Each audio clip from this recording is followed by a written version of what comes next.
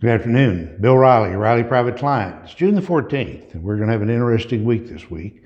It may be a watershed of information since we have an open market committee with the Fed.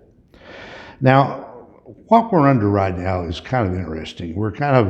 I'm calling this an unusual set of circumstances because what we have is this, that the Fed is going to hold their open market committee meeting. And if they kind of stay what they've always said about they're going to hold rates down for a while, this for a while, that could cause some problems, and let's go through them.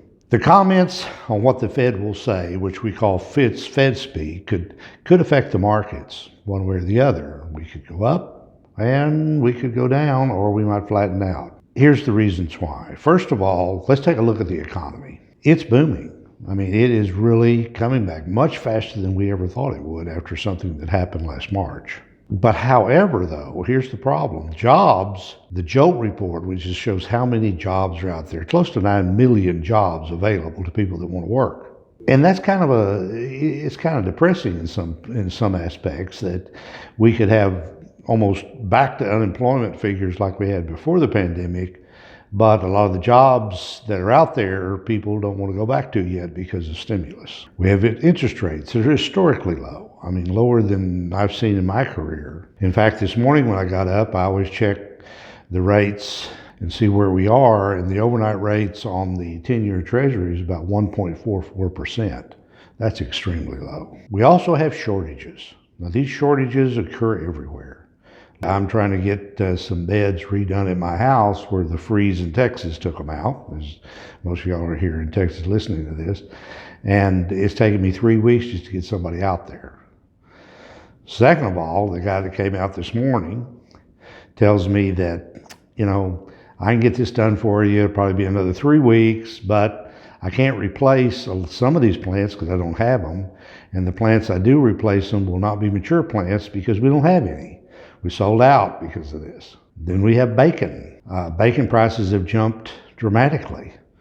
In fact, some restaurant owners have taken anything with bacon off of their menus because they'd have to raise their prices or they'd lose money. And of course we have the lumber. Now lumber has backed off some from its all-time high, but I think a lot of that's because the demand for housing, even though it's still very strong, the builders can't really afford to build the house because their cost is too much to build the house. So shortages cause inflation. The biggest cause of inflation is when, based on the old law of supply and demand.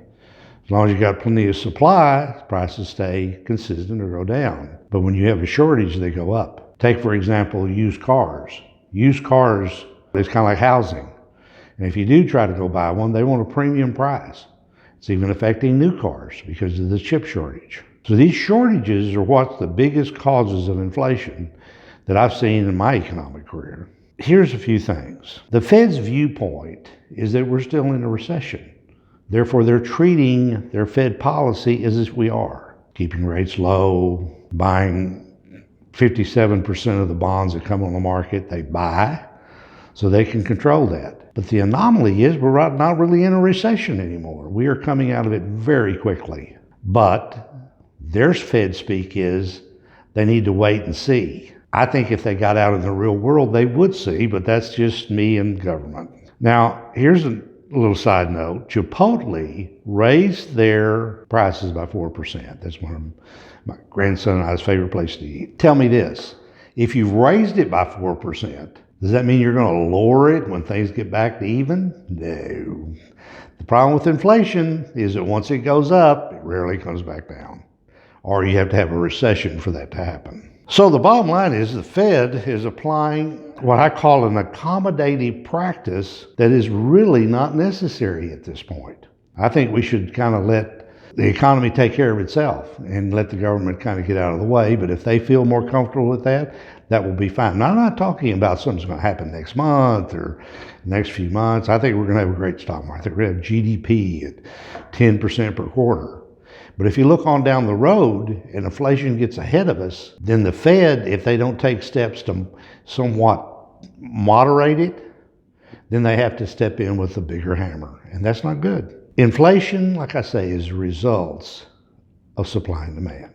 And we're seeing it. It's right out of textbook chapter 101. So we'll have to wait until Thursday and we will get the minutes, or we get to speak from Mr. Powell, to see where to invest money. My take on it is inflation is not going to be stopped. I think it's going to keep going up. So your portfolios should be invested. And that doesn't mean the market's going to go down because of this, but you should be invested properly to take advantage of inflation. Commodities is one of the things you may want an allocation to because everything's going up. The growth stocks will come back because growth stocks do fairly well in an inflationary spiral because they kind of grow with the economy, and what they have for us, take for example the software companies, you got to have them.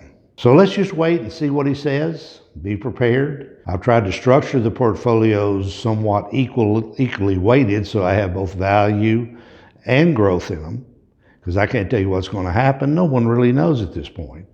But it's better to have a little bit in both places to see what's going to happen and then adjust accordingly.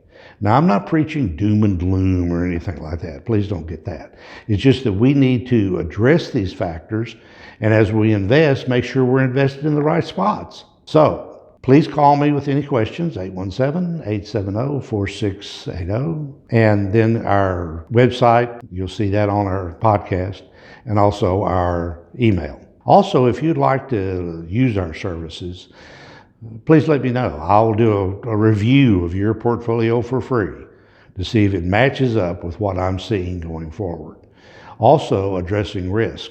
If we're going to go back into an inflationary type thing, you really need to pay attention where the risk is in your portfolios.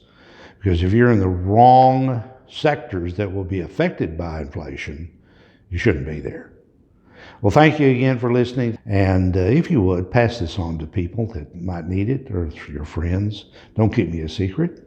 Well, thank you very much again. This is Bill Riley, and I'll see you on the turn.